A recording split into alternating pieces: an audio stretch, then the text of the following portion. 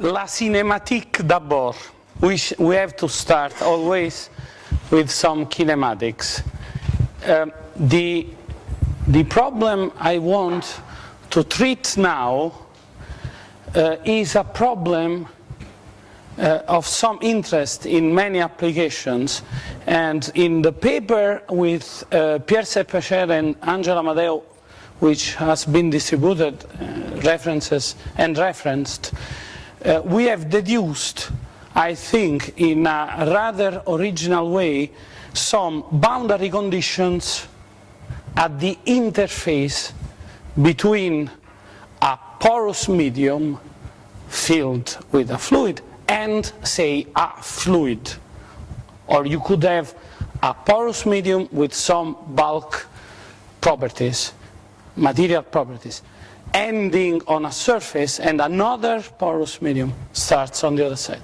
So a very important problem is to find the boundary conditions which are adapted to describe this physical situation. Okay?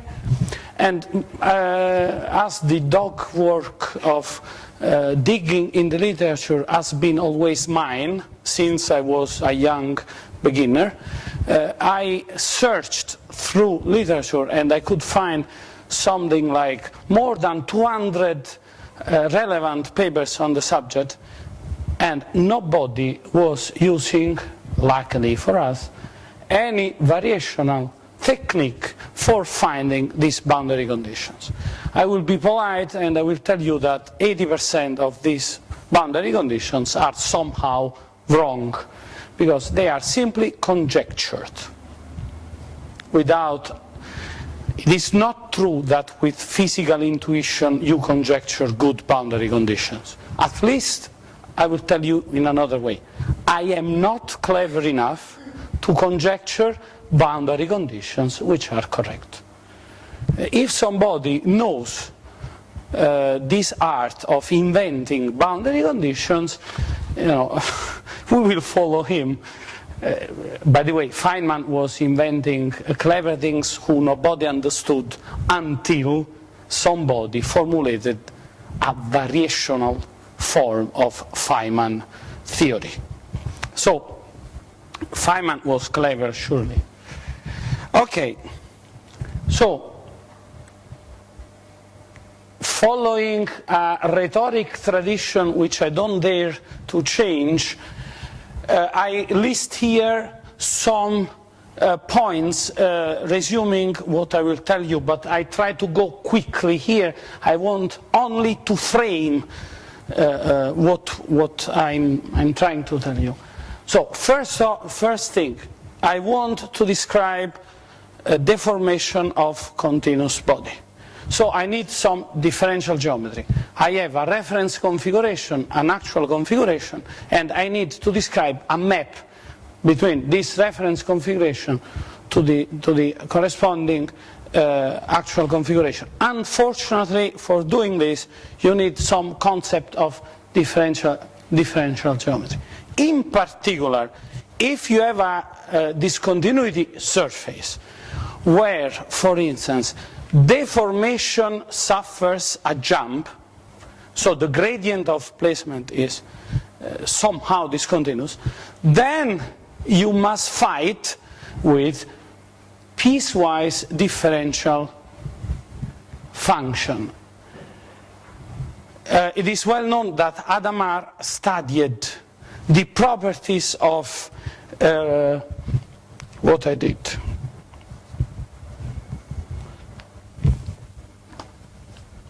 I switched off the computer.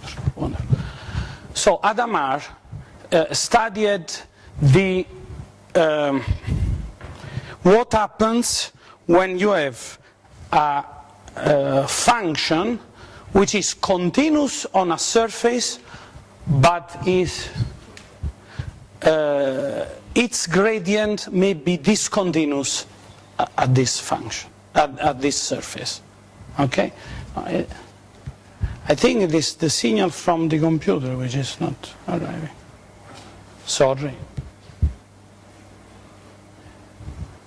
maybe we can call the technician and I try to write something. I will need some formulas from that presentation. So the problem is the following. So I start introducing something. You have a surface, okay? You have a reference configuration and you have a surface in this reference configuration. Then you have a map from this BA going towards a B region, okay? This function is continuous on the surface, but the gradient of this function is not continuous on this surface. However, the tangent part of this gradient is surely continuous.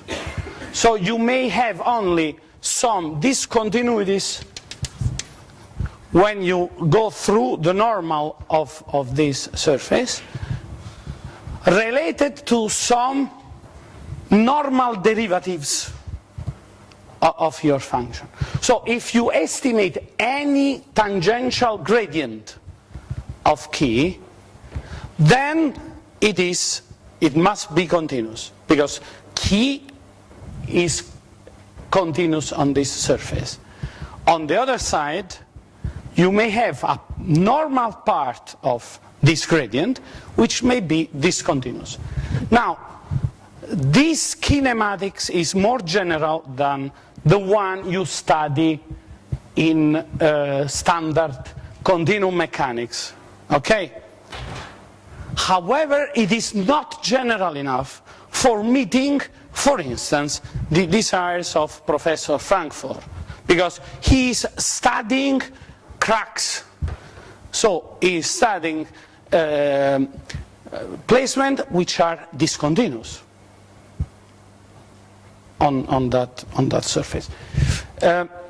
When you have a porous medium and you have a flow at the surface of this porous medium with the fluid, and you have a tangential jump of velocity, then you may have a displacement which is discontinuous. This is what Sergei called, and I now follow his notation, which is rather diffused, contact surface.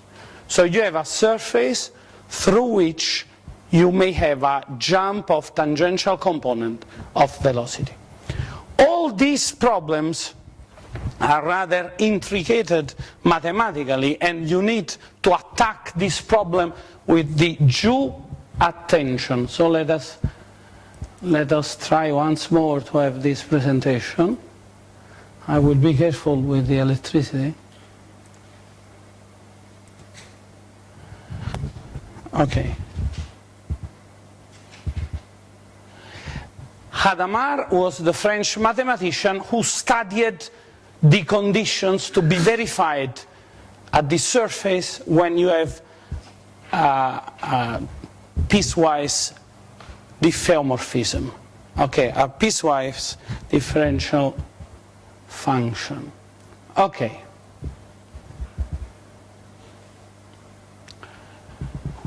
We study in general functions defined in Rm.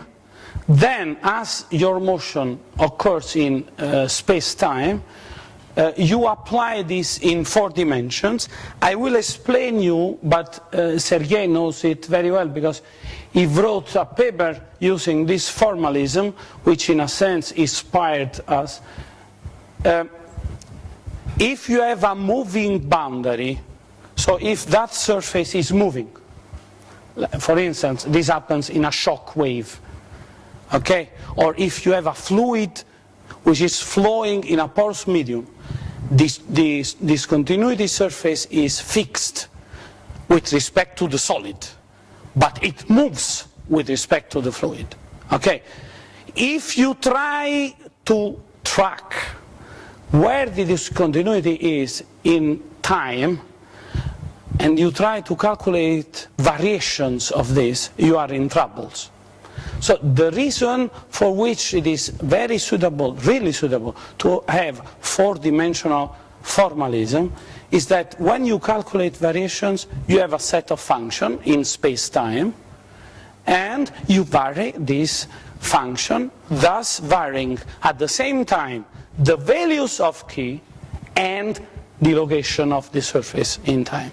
And you don't see any difference between time and space variations. Okay, so this is a useful mathematical trick. Okay, now before we proceed, I must tell you that for me a porous medium is a continuous medium in which a single material particle is made at the same time by a solid part and a fluid part. So in a sense we are doing some homogenization procedure. You could invent a more refined model in which you have in a given position at a given instant either a fluid particle or a fluid particle. But this theory would be too complex to be handled. I mean, the equations are easier, but the geometry of the system is so complicated that you may be in troubles in describing the evolution of the system. So I use, just for referring you, the approach of Biot, Terzaghi, Delate, Olivier Coussy from Institut Navier in Paris. We imagine to have a macroscopic porous medium, and every material particle is actually an average. So maybe, not maybe, surely if I could handle the techniques presented by Professor Berdychevsky, we could hope to get the macroscopic evolution equations we are deducing using an averaging procedure from the bottom, from a microscopic theory. However, we guess some equations using variational principles, which for sure will be the limit of something. Because if you have a Lagrangian system at the micro level, and if your averaging procedure is good, then you get for sure a macro version which is Lagrangian. So the only problem is constitutive identification. Here I remind some important differences which may be of use for framing what we did and what is done in the literature. We talk only about apparent densities. Okay, if you are in your elementary representative volume, you have inside fluid, you have pores, you have connected pores, you have non-connected pores, and you have a fluid flowing in these pores. So the true density is the density when estimated, for instance, of the fluid, when estimated in the pores, so in the space which is actually occupied by this fluid. But if you average on the whole, then you get so-called apparent density. If you go in such a detail, then you discover that solid volume fraction and fluid volume fraction may be a relevant parameter.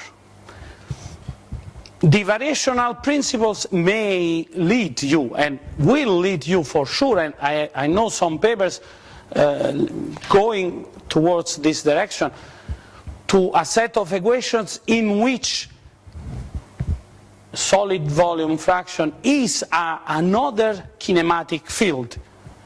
Okay, but in what I will present to you, we will talk about a simplified model in which you have only apparent densities of solid and fluid constituents of this system. Okay, so this is an important issue. There is also another point which I need to touch here. When Rivlin and Midlin and Rivlin started studying so-called complex continua, they tried to introduce stress tensors which were depending not only on the gradient of displacement or gradient of placement, but also on second gradient of this. They did not understand that Cauchy frame of continuum mechanics cannot stand such a constitutive assumption. When I first visited France, I was full of the American-Italian way of considering continuum mechanics produced by the interaction of Clifford Trussell with the Italian school of continuum mechanics, all based on balance equations of something. You start balancing mass, then linear momentum, angular momentum, energy, and everything you have in mind. Instead, in France, they start with a variational principle. They start with the kinematics, they calculate first variation, they find boundary conditions, bulk equations, and only at the end they interpret these conditions in terms of balance of something. Okay, now we must say that Pierre Casal from Marseille and Paul Germain, the famous secretary of the Academy of Science in Paris, found a clear, neat, variational formulation for second gradient solids, which, by the way, has been rediscovered by some Americans 38 years later. But this is not important. What I want to tell you now is that if you consider an energy, deformation energy, which depends not only on the gradient of placement, but also on the gradient, second gradient of placement, then you get stress and hyperstress.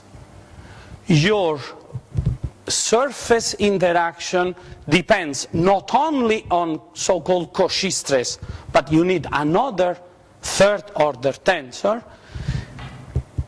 Surface, the contact action depends also on curvature of the Cauchy cut, and what is amusing is that when you have an edge, you have contact action on the edge. So you must be very careful if you try to adapt Cauchy tetrahedron argument to this continua, because a tetrahedron is full of edges. Okay? So if you try to attack the problem using balance of force as a basic postulate, you are in serious troubles. Instead, if you follow variational principles, you get immediately the right equations and the right boundary equations. Now, you could ask why you want to use these complicated models. A beautiful paper by Pierre Seppecher and Catherine Pideri, but also other results, prove that if you have highly dishomogeneous media at the microscopic level, and you average this, forgetting a macroscopic level, then you are forced to add second gradients in the energy. Okay? And what is more dishomogeneous than a continuous medium, porous, with empty or pores filled with a fluid? So for sure you need a term in second gradient in the energy of the system you want to study now. So this is the frame, the reasonings I needed to attack. Okay, the hundreds papers we were talking about were considering also friction at the surface, external surface of a porous medium with the flow of the fluid outside. So we attacked the problem using a Hamilton-Rayleigh variational principle as framed in the way I told you in the first lecture. Okay, then there is the big problem of showing that what you are doing is of interest in applications. So we attacked two problems. Actually, the second problem, the first problem was published in some papers in which I was one of the authors, consolidation of a layer. You have a big porous medium with a fluid, you apply at the top a load, and you want to see how the water is squeezed out, and which will be the sinking of the upper surface of this sponge. But there is also an interesting problem which I will show you quickly, which appeared in a paper by Sergei and Angela Amadeo some months ago, which is of interest, in my opinion, in what I want to say. So I will show you some of these results. And this is what, the idea is that using reflection and transmission of acoustic waves, you can get information about constitutive parameters of the media you are dealing with. And we are trying to conceive now a system for measuring second gradient elasticity parameters using these techniques. So for this reason I did not resist, and I will tell you about this point. Okay, now you must be patient. And okay, this picture I have already drawn, but this is better. BA and BB belong to Rn, and you have a surface SA and its image. The function double key is continuous. I will show you in the last lecture, or maybe tomorrow, how difficult it is to skip the assumption of continuity of key. It is very difficult. We are not accustomed to think about functions which are not continuous. We do not have the mathematical tools, maybe, or maybe this is my fault. Anyway, so key is continuous everywhere, and it is differentiable outside the surface SA, and the image of SA is SB. The inverse of this function is also continuous and differentiable with the same restrictions on the surface. Okay? Now, if you have... I need to tell you something. The main reason for which I am pulling the leg of Sergei all the time is the following. If the A is the reference configuration and B is the actual configuration, you can choose your fields in A and then transport them on B, or you can do vice versa. I couldn't study deeply the literature. I suspect that Kirchhoff, or maybe somebody else, understood very well this. Then people were sloppy. They forgot indices, notation. You have seen how Sergei was obliged to estimate his variations. He did tilde somewhere. He wanted to distinguish the field defined on A and its version on B in order to make calculations and not mixed ideas. If you have a single component continuum, then this possible misunderstanding is not very dangerous. In our case, you have a solid, a fluid, and their Eulerian configurations. So you play with 3 domains. Believe me, in the literature you find a complete, total mess. You never understand where your fields are defined with respect of which variable you are estimating derivatives. So you find differentiation with respect to space, differentiation in reference configuration for the solid, in the reference configuration with the fluid, and in the actual configuration, with a notation which becomes immediately crazy.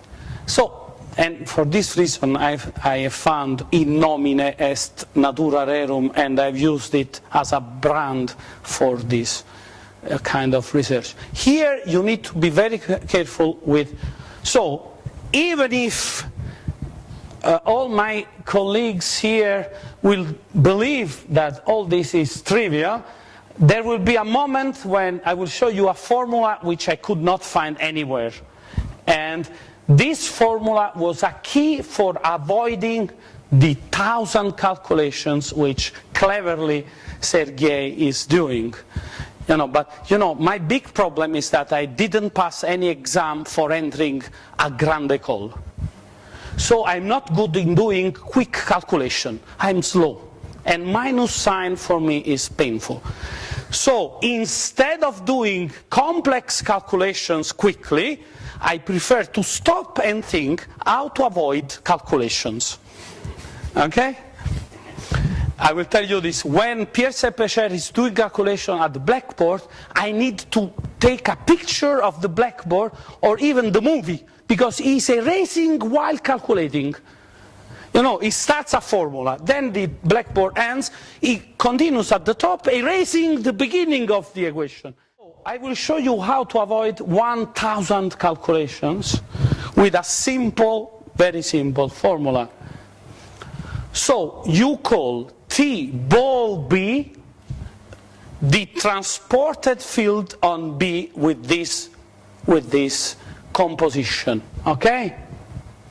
It's a simple composition. Of course, so you immediately erase this formula.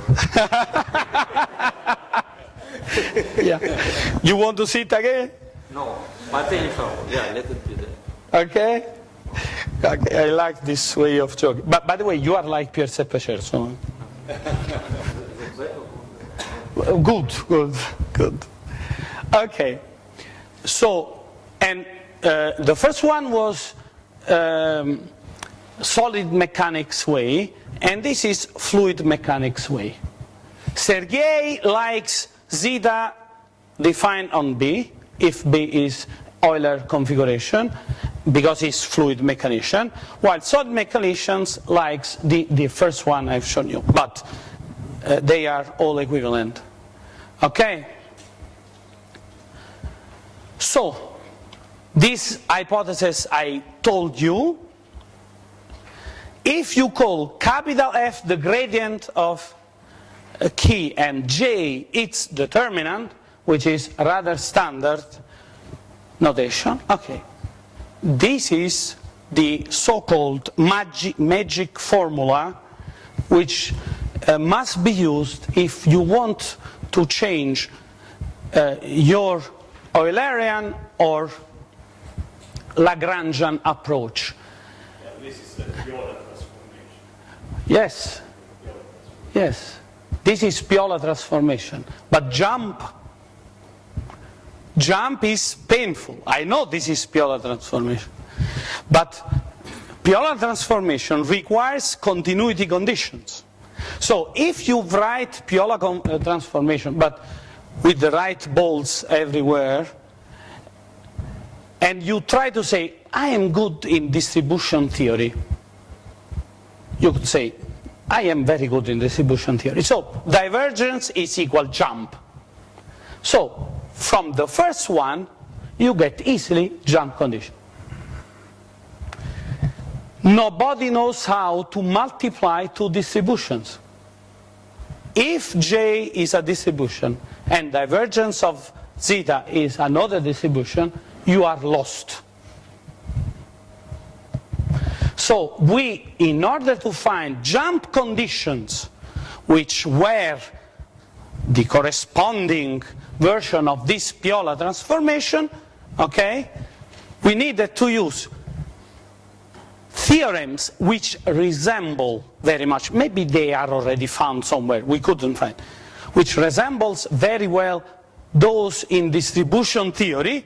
However, they are not exactly those you find in Schwartz's books about distributions. Let us talk a little bit about the first formula. The first formula tells you that if you have a tensor field zeta, and this zeta, and this zeta lives on B, you can estimate its divergence. Then you move it to A. You multiply it times J. This is exactly as estimating the divergence of that animal inside, which is actually the Piola-Kirchhoff pullback of Z. Okay? Of course, I strongly suspect that Kirchhoff knew this very well. But the epigons of Piola and Kirchhoff forgot about the bolts, in my opinion. Or somebody had the clever idea of calling divergence A the right side of this equation, and divergence B the left side divergence. Now, even if I'm not from Cachan, I studied in Naples, they taught me that if you have a function, the derivative of this function is the derivative with respect of its variables. So you never must introduce divergence with a name.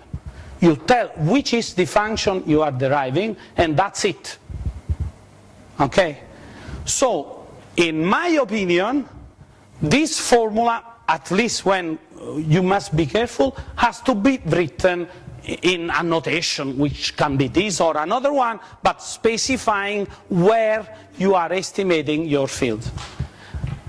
Now, the second equation, we have found doing 100 calculations in the past. Believe me, if you write it in tensor form and you try to estimate this, you can lose weeks. Instead, it is a trivial consequence of the first one when Z is zeta, the field zeta is equal to 1. To identity. Okay? Now, talking about jump conditions. Jump conditions cannot be transformed easily from one configuration to the other for the reasons I'm telling you. These are not distributions. Multiplication of distribution is not allowed. Then you need to be careful. So it is rather painful, but I've seen Sergei doing calculations, if you remember, with determinants of the columns. Then he used F applied. Okay. He repeated the divergence JF minus transpose equals 0 proof, and he was close to use this formula, which is the formula of transformation of normals.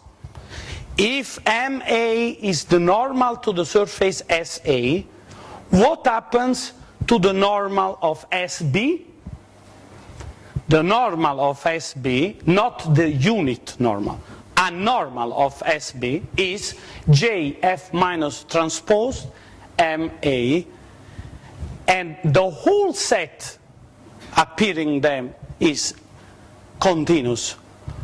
J is not, F minus transposed is not, the whole is continuous. Okay. So with these well-known conditions, you can go four-dimensional. You have a surface which is moving, its image is moving, so you particularize, you embed everything in 4 dimensions, and you introduce K, double K as displacement, and fourth component you consider T. In this you will be careful when estimating variations of K double. You have not 4-dimensional variations because the fourth component stays constant, but this will be clear later. Okay, and instead of having moving boundaries, which are painful, you embed your problem in 4D and you have so-called fixed surfaces in 4 dimensions. Okay, so you can vary this surface in 4 dimensions in your variational principle, in this way exploring all possible motions. Okay, I have found something which resembles this in Gelfand Fomin, but not explicitly written. Gelfand was so clever that maybe he had in mind all this, but he wrote only final equations. Okay, so if you have space-time gradient, which is this animal, if you have a tensor field whose last index is space-time type, then you get that divergence of zeta is space divergence plus the time divergence. And double F is in this way. Look, velocity appears in this matrix, and this will be crucial for getting your moving boundary conditions. Now, what is nice, the Piola-Kirchhoff transformation of divergences become, in our context, the first space Piola-Kirchhoff transformation and the magic formula relating Lagrangian derivative with so-called material derivative in Euler description. So again, I'm sure that somebody did these calculations before. Okay. So now you have a solid material discontinuity surface, which is a contact discontinuity for the solid and a shock wave for the fluid. And then, and this was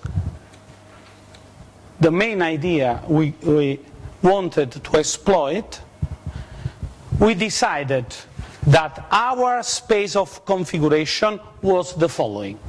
You have solid reference configuration.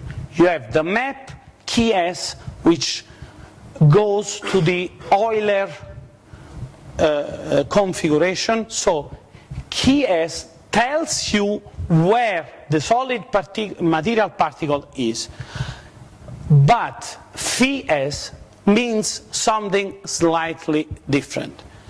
Phi s maps the solid material particle to the fluid material particle in the reservoir, which is in contact in that moment with that solid material particle. Why we want to do this? Because we want a domain for unknown kinematical fields which is not varying. The domain must stay fixed. Okay, so we will write our Lagrangian in terms of these two fields. Of course, kinetic energy is represented in terms of another field, this one. But composing the inverse of one and the direct version of the other, then you get what you need. Okay, so here it is written in words what I have already said. Okay. In this context, this I already said all the time already. And now you have to learn how to pull back important relationships. So all fundamental quantities are pulled on the solid reference configuration. And so, for instance, VF, which is this one, must be pulled back on the solid. Okay, with the ball, this becomes quickly got. You get them very quickly. So, balance of mass in the reference configuration for the solid and the fluid, as we have non-reacting, no creation of mass for the constituents, is trivial, and it doesn't appear in the scheme of your variational principle. Now, you remember, poor Sergei needed to use balance of mass, or to consider balance of mass. If you are referential, this is not necessary. However, you pay, for instance, if you write the balance of mass of the fluid in the solid reference configuration, MF means the amount of fluid trapped in the volume of solid matrix. Then you must introduce the flux of fluid mass with respect to the solid matrix, which is capital D, and this is not VF. This becomes MF, F minus transposed the difference of the velocity fields. So, of course, life is difficult. If you save something somewhere, you pay in another part. Okay? Okay. Now, we have established our kinematics. We write down a Lagrangian, we calculate its first variation, and we get at the same time bulk and boundary conditions. And so this is the variation of 1, this is the variation of 2. This implies the variation of position of the fluid. The delta KS and delta Φs are independent variations. You remember, sorry, can I pull your leg so too much? You remember poor Sergei needed to introduce a variation Eulerian and a variation Lagrangian. Okay? In this context, you have only Lagrangian variations. Okay? And in my opinion, but somebody could find a paper after getting out of this room, this point of view is not present in the literature. So would you comment? So these parameters here are the positions of the particles. Is this right? Key solid. Key solid is the position of the solid particle. Phi S is a map. The domain of this map is the set of solid material particles. The codomain is the set of fluid material particles, which in that instant are inside the pores of the solid matrix. Could you make just a picture, because it is very hard to imagine what you have in mind. Just make a picture. This one. No, you have a porous media, right? Yeah. So, and on this picture I don't see any porous media at all. So you are talking about solid phase, fluid phase, etc. Is it possible to make a picture on the board? No, okay, I'm worried because maybe you want to see some fluid particle distinguished from a solid particle. These are macroscopic descriptions. So in the same Eulerian place. Okay, so do you mean that you have this porous media, solids filled with, there are porous filled with fluids, etc. Yes. And now you model this, the entire, this composite structure. With these two you model it with one continuum. Right. Right? With one continuum. So in this continuum, your high or he, I don't know how, what is the Italian way of pronouncing it? No, it's Greek. It is Chi. letter, right? Chi and phi. All right. So he is position of the particles of your continuum. Yes. In the deformed state, right? Yeah. And what is phi? Phi Yes. tells you which fluid particle in that moment finds in the same position with the solid. But now I am confused because. Okay, wait a second. This is a solid cluster of pores, okay, which I show you. You remember the rev with the holes, okay? This cluster of pores is here. Now, Forget about pores because now no, we're talking about continuum. okay, but this is the position where the material particle of the solid is. Again, I'm confused because you are talking about continuum of the entire continuum, and now somehow solid particles appear and fluid particles. I can try to explain. Yeah. It has two reference configurations in the tube in the lower part.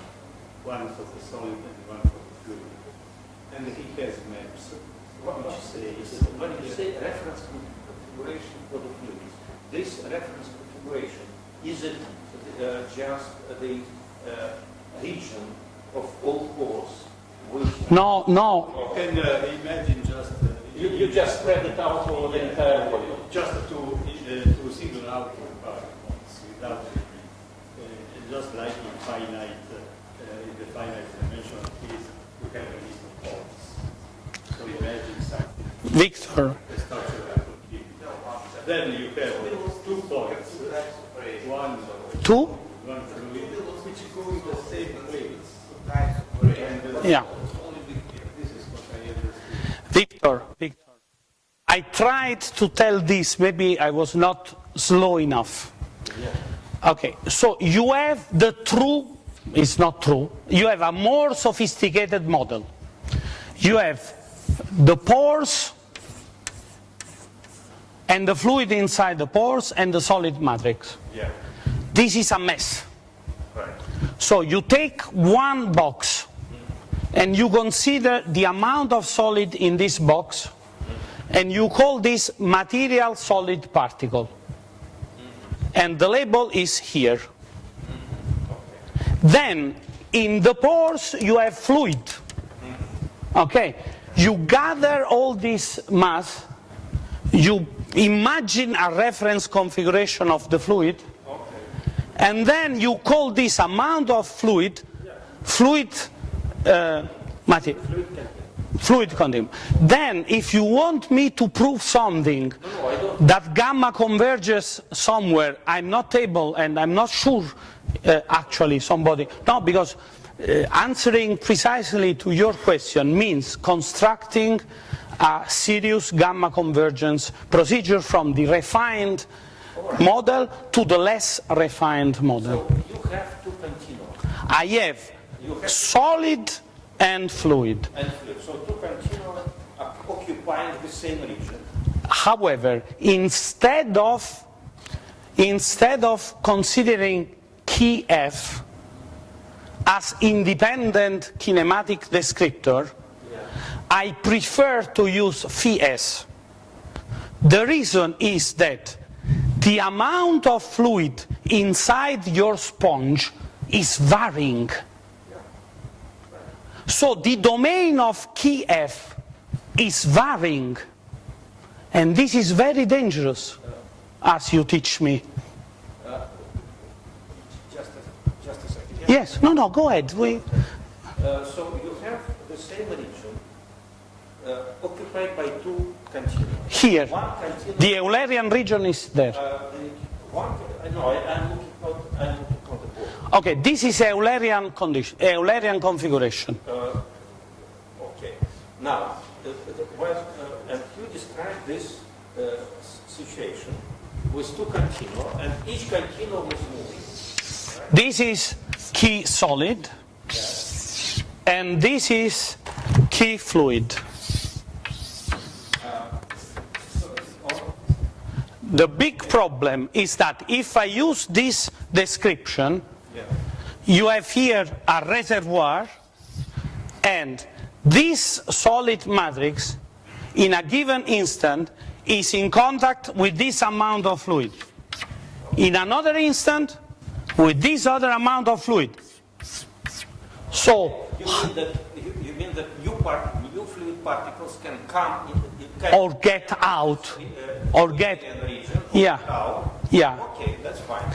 And I want to study consolidation, so you have a fluid which is coming out, or flow in the fluid with income and outcoming fluid. In order to avoid this painful Gelfand-Fomin variation of the domain, which I never understood very well, with maybe boundary conditions which are not written, so I not see them, could be wrong, okay? Then we preferred to introduce phi S, which is defined in the reference configuration of the solid, and maps the material particle of the solid to the material particle of the fluid, which in that instant is filling the pores of the solid. Oh, okay. Now it is clear.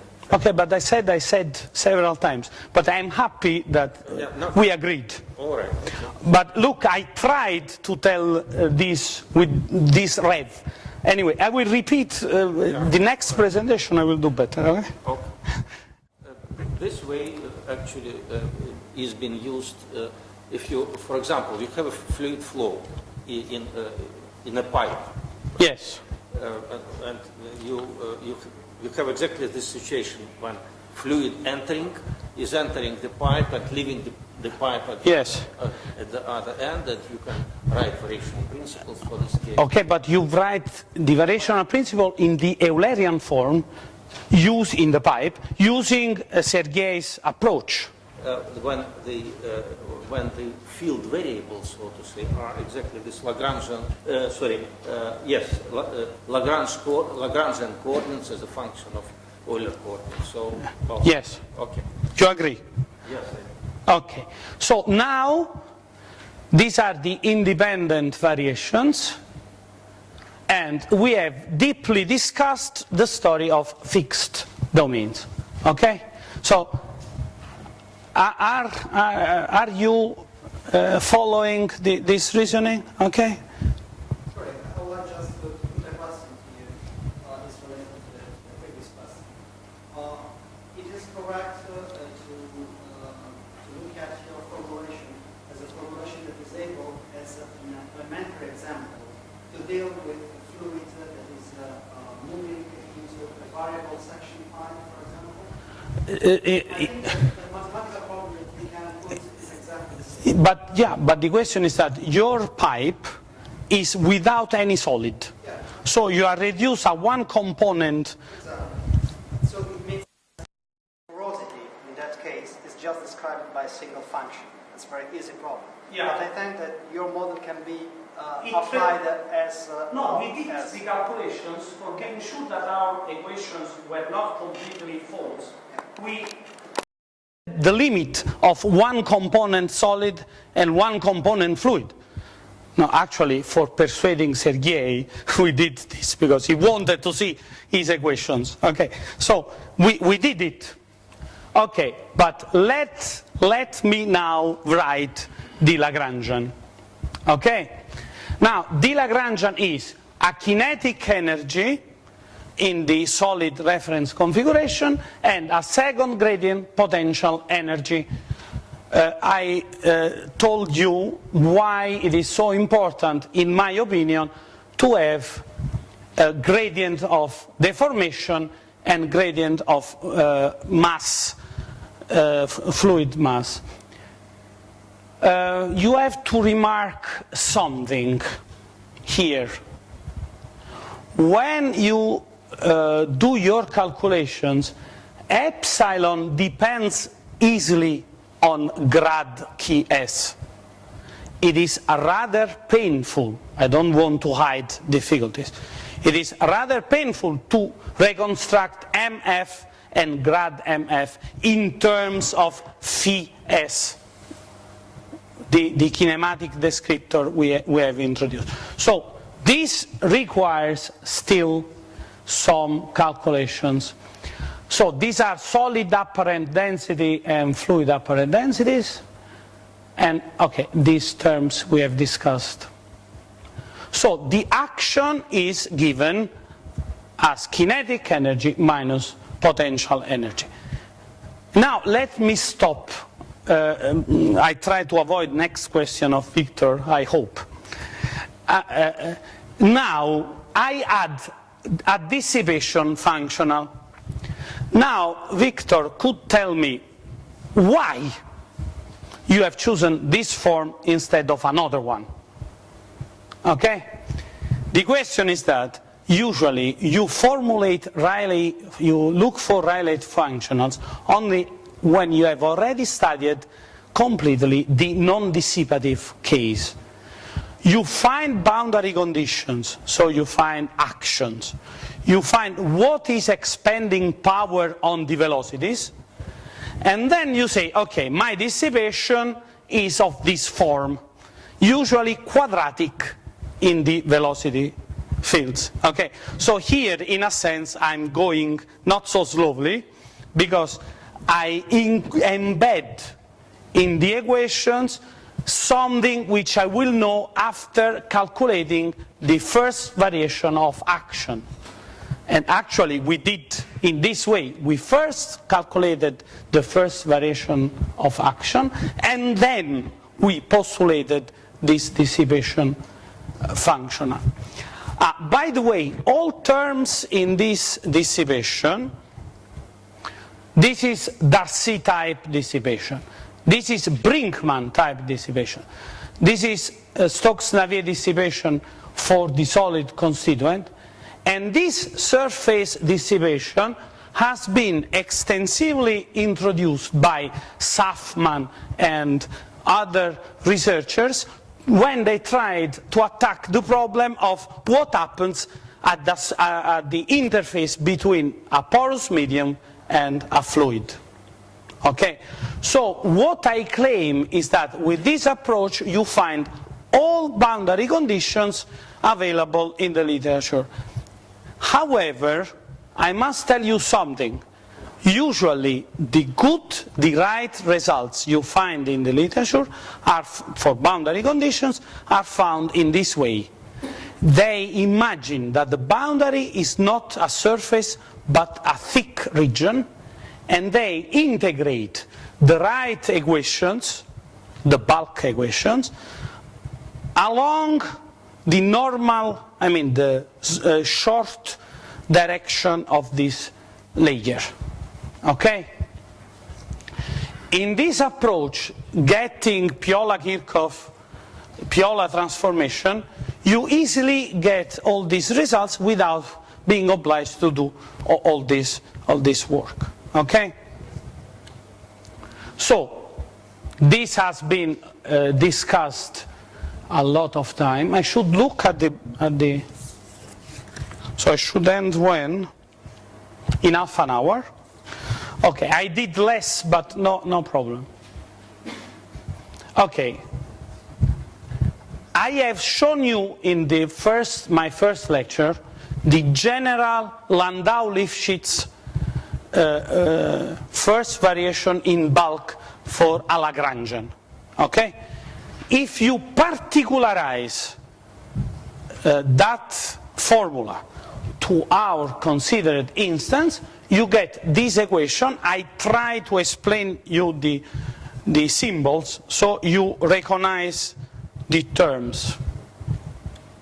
So these are new terms. These are second gradient terms. Look, the psi over grad epsilon, it is a third order tensor.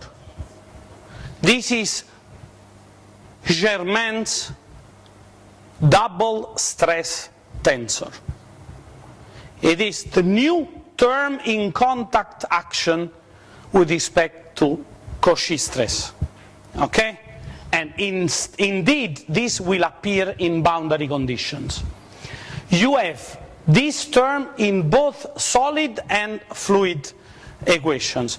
This means that pores are interacting at a rather long range. One pore is interacting with a cluster of closed pores. And the second one may be interpreted in terms of the forgotten microscopic description, in terms of viscosity boundary layers which are coming out from one pore and are invading the closed pore. Okay, so this was the idea. Then you have the other terms are the standard one. The first is Cauchy stress, and the don't be afraid. The second term appearing in the formula for the fluid is inertia, is simply inertia, and you must suffer because of pullbacks. Okay? You have also dissipation, and J, Ks, and capital pi s are the dissipation terms. Okay, now when you integrate by parts, you find on the boundary an animal times the variation of the kinematic field. So delta Ks on the boundary is arbitrary, and this gives you the jump of something which generalizes force in a sense. Now I want to show you this feature because this is rather unusual, and those who do not know Germain's result may have problems.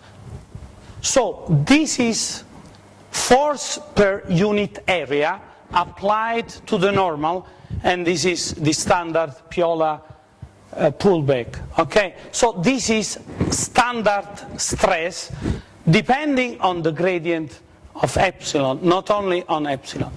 But look here, you have divergence of something in which the normal of the Cauchy cut of the surface appears.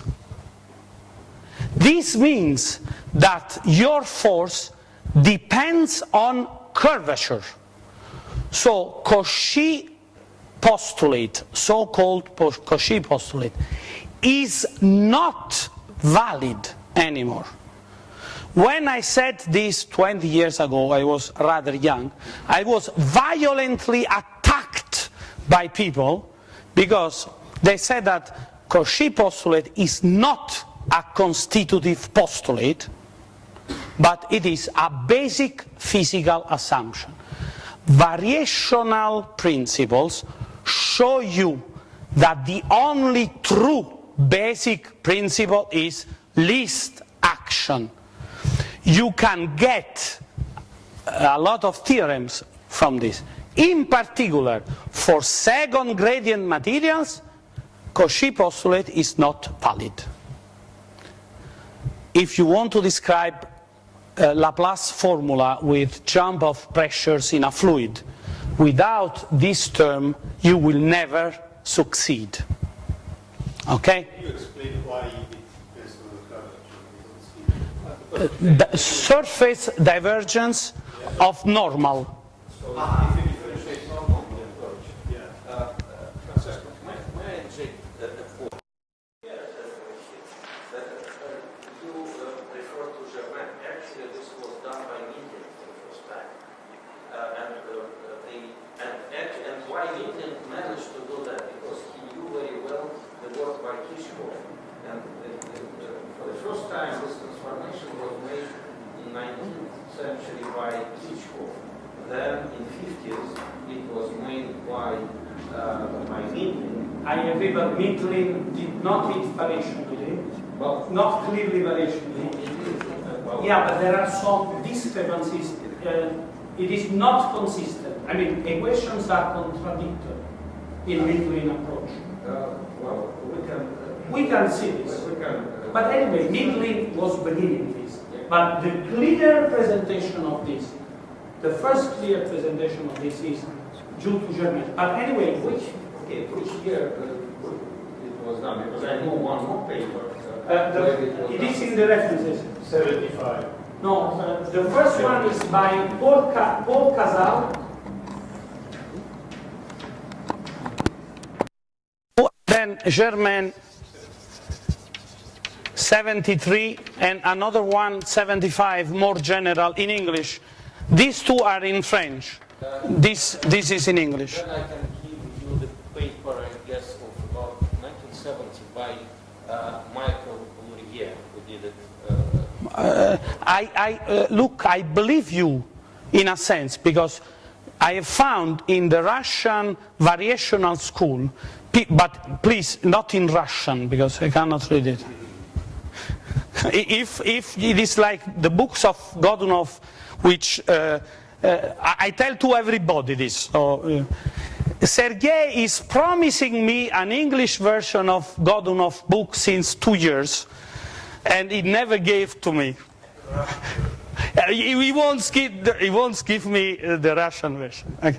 So what I tell you is that maybe it has been done before, but not later.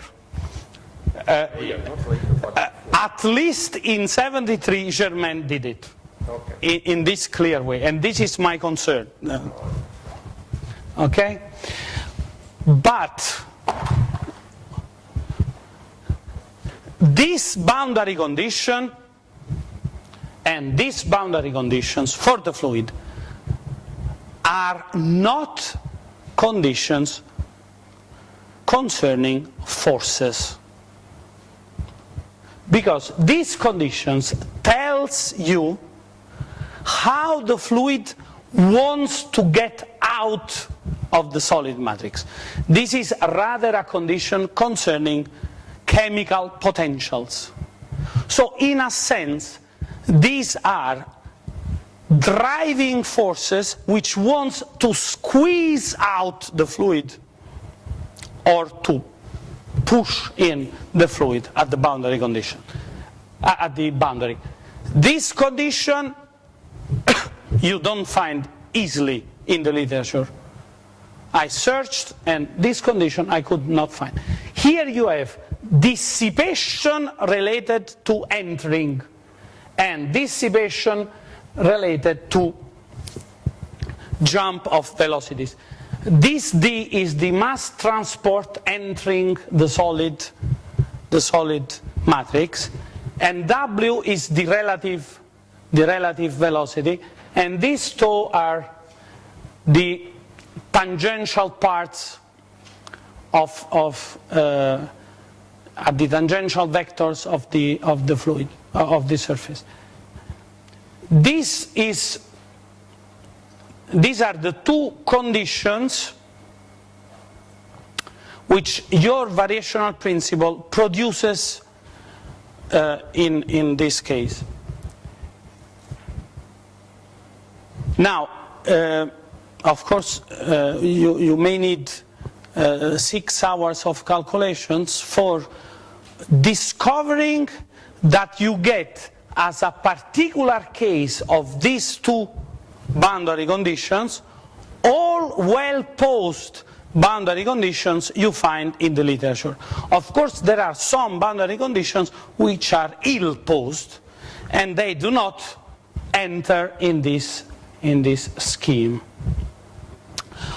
What is amusing is the following. What is amusing is that perfect fluids are very bad to handle, because for perfect fluids this condition reduces to jump of tangential velocity equal to 0, as if this system were viscous. Okay? So you need, in a sense, but this is very well known, perfect fluids are a singular case. So maybe the right formulation of this requires that we include viscosity in the fluid. Okay? And hopefully we will do it. Okay, so these are inertia terms. By the way, let me tell this.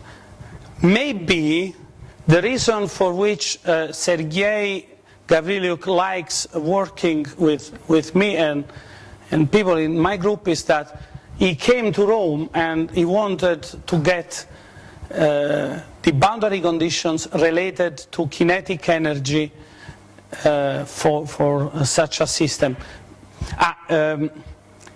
This is a system in which you have two velocities.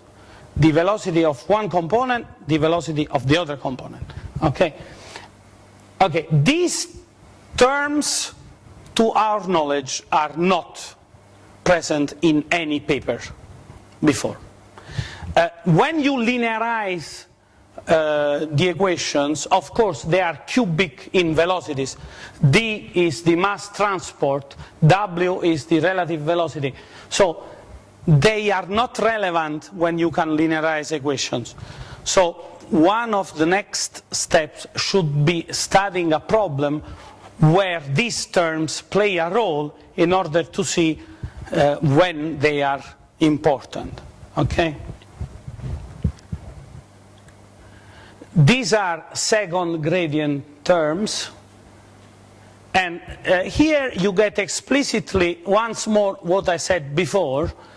So you get also a stress depending on the gradient of the normal. This term here most likely gives you some capillarity effects at the surface.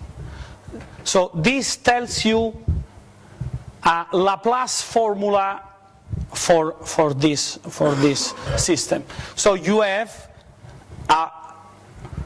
an obstacle to the coming out of the fluid at the interface between the porous medium and the fluid, surrounding fluid, for instance. Okay?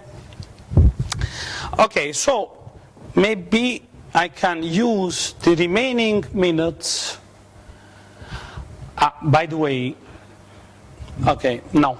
I cannot spend the remaining minutes with an example. We will talk about examples next time. Either Victor is tired or he didn't see this. Of course, you get extra boundary conditions. You know, at the moment I'm concerned with another issue. Which one? What would be the fact that you included gradient of deformation in Yes. energy is the crucial one, right? Yes. And now, are there any experimental data which can help you to say that indeed this makes some sense? Because the issue with gradient terms, the issue is now, whenever you include gradient terms in energy, the coefficient must have factor of the dimension of length. And then... you have boundary layers. No, stop. And what is the... the only characteristic length in your problem is the pores size, right? And so if you have a field which changes slowly over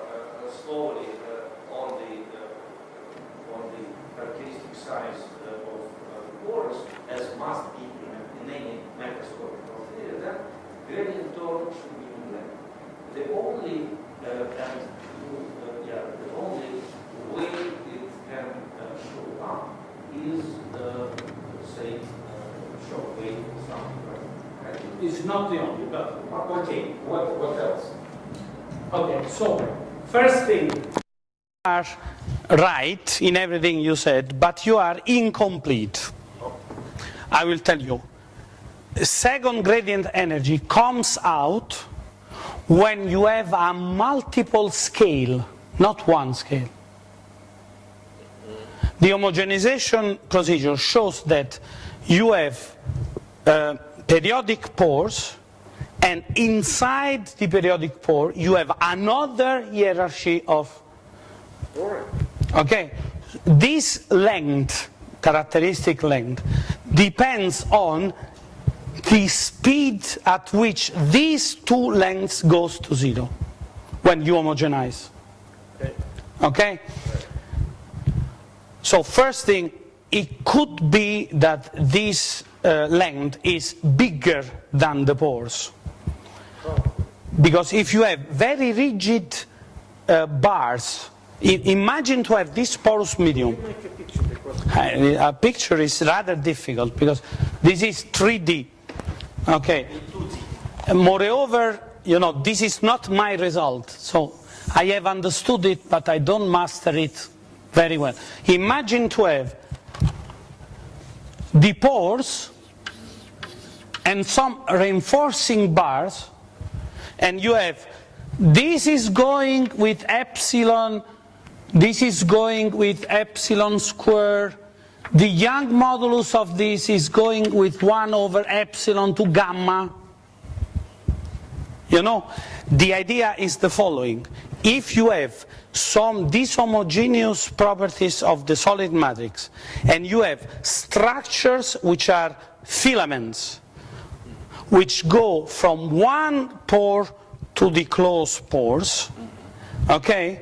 And if the rigidity of these filaments goes quickly enough to infinity when the size of the pore tends to zero, then the play of all these energies gives you a term for second gradient energy which is not always negligible. For sure, when you have boundaries, you have boundary layers, and this energy plays a role. All right. But all this, what you described is, okay, this is a nice mathematical game, but do you have a real example, real physical example? Rocks in geotechnical situations show very complicated structures like this, but you must be patient. I know that maybe you are leaving. Okay. There is a consolidation problem in which boundary conditions are not well posed, and where second gradient terms having a physical meaning also cure the ill-posedness. If you have a sponge and the upper bound is free, and you load only the solid part, there you have, if you ignore the interaction between pores, you have no resistance to deformation, and so you have a sudden sinking. And second gradient gives you the part of resistance to deformation which is related to the squeezing of the pores. Okay, let me then put it in a different way. Is there an experiment from which you can the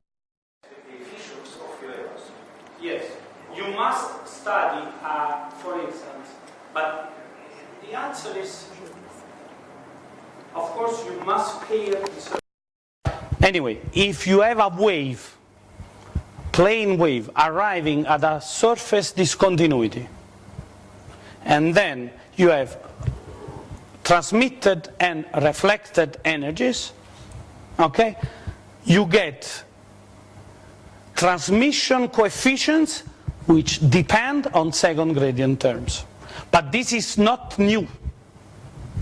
I tell you an example from basic structural mechanics. Study this problem. You have a beam, how to say this in English? Cerniera, pivot, pin, and another beam. Okay? If you send a wave here, hinge, you have a transmitted and reflected wave. However, if you forget some waves, those which are vanishing at infinity, you will never be able to match boundary conditions. Okay? We are repeating this work for second gradient, and second gradient coefficients appear when you have this problem, and their value is relevant for transmission and transmitted waves. And this is related to these boundary conditions, which you don't want me to discuss. They are related to your question, so allow me to do it. When you have second gradient materials, you have delta Ks derived along the normal, which is arbitrary. You agree? Then you get extra boundary conditions. Of course. So the question arises, which is the physical meaning of these extra boundary conditions? Okay, Germain is calling them double forces. Okay? These are the forces which are the actions imposed at the boundary, which open the pores in our situation. Okay? So you can understand, maybe you will agree, that if you have a boundary in which nothing helps pores to be open, and you apply a load at the top of this, then the second gradient energy will play a role, at least on the boundary layer at the top of the sponge. So you describe boundary layers. So this is a game. We play this game at least for this. Okay, this may be, I don't know if, look, maybe I can use 5 minutes to show you this. This is the consolidation problem. We will go back to this again. You write the energy one-dimensional. This is, you find the equations. We will discuss this, but okay, boundary conditions. I want to show you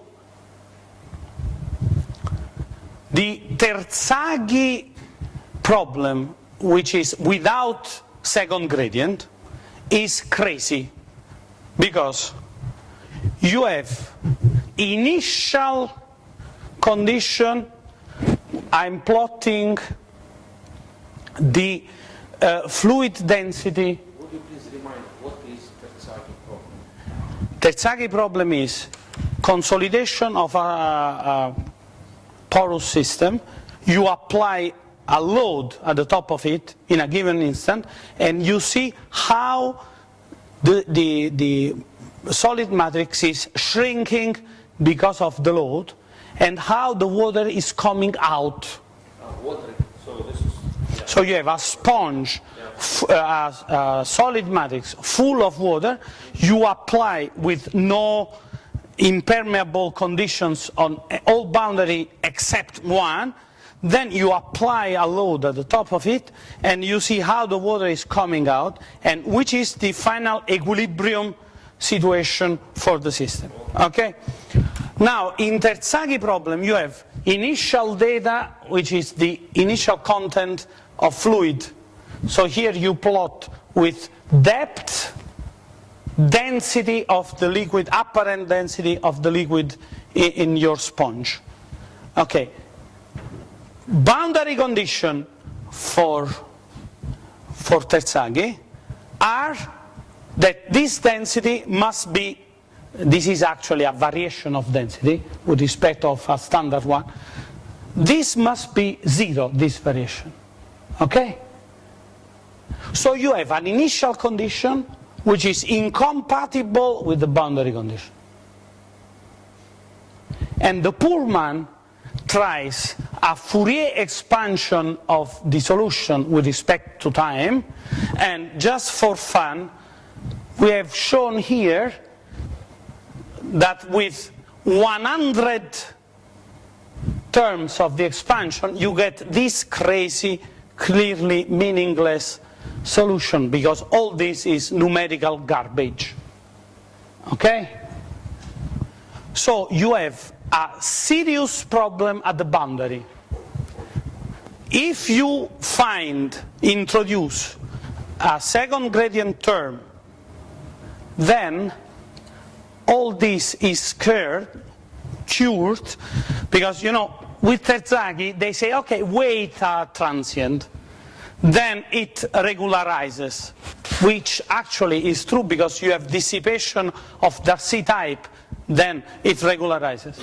But look, second gradient shows you a very reasonable behavior, okay, and you get that the sinking is much more realistic.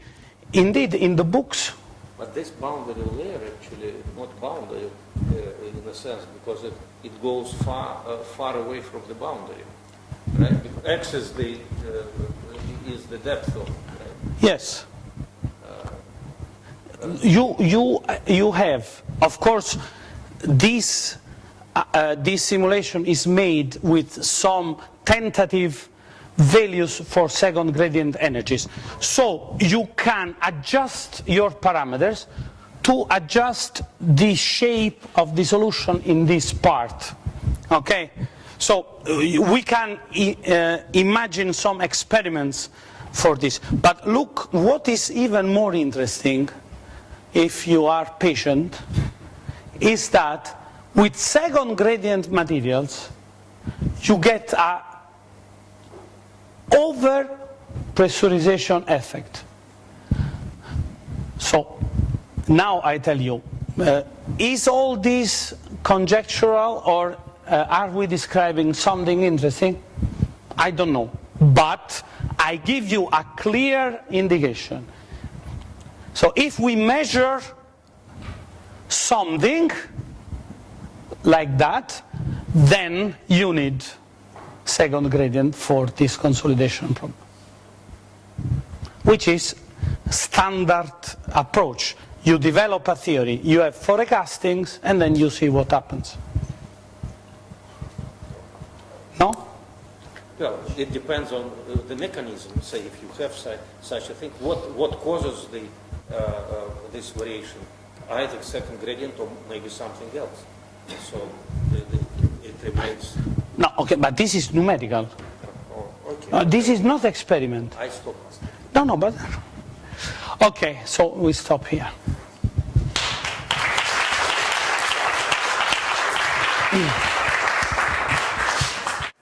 To describe, for example, the front wave by using a model expansion. So you want to describe, for example, the propagation of, say, an acoustic wave that, using a standard and simple linear formulation, has a sharp front end. If you try to describe it by using a Fourier series, that means using model decomposition, so using eigenvalues and eigenvectors, you have just these ripples that are related to the Gibbs phenomenon. So I think that but it is obvious because in reality you cannot expect to have a step in correspondence of the M. I think that probably this kind of approach that you are using has a more general application that in this case that you are discussing. Yes. So another question is about the kind of phenomena and the kind of fluid that you consider in your model. So if if I'm not wrong, you're considering even models in which you can have a compressible fluid. No, this is not compressible. It is compressible fluid. So in this case, I would like to ask a question to you because, well, this is my physical sense. You introduce a normalization of the behavior of the composite fluid structure just by using, say, kinematic and geometric conditions. So you actually introduce some parameters that takes into account the ratio between the volume of the fluid and the volume. So it is a geometric parameter, say, kinematic condition. I think that this condition is good if you are dealing with phenomena that are controlled by kinematic equations. Like, for example, if you take an incompressible fluid, the equation of motion is described by like a Laplace equation. And the Laplace equation is just a kinematic equation. In that case, I think that this model has a good probability of giving a good description in the large scale, even if you are not describing it in a very detailed. But if you consider, for example, the compressibility, then the local evolution is not controlled by kinematic parameters. Because in that case, you have a compressible fluid. So for example, suppose that you have two small cavities that are connected by a small pipe. When you you blow a fluid inside, you have a convergent, divergent section. And then you have locally the production of small shock waves. In that case, it is very difficult to keep this kind of phenomena using a sort of kinematical description of the homogenization. This is my feeling, but I would like to have your opinion. I'm sure you have to introduce other kinematical descriptors if you want to keep macroscopic description.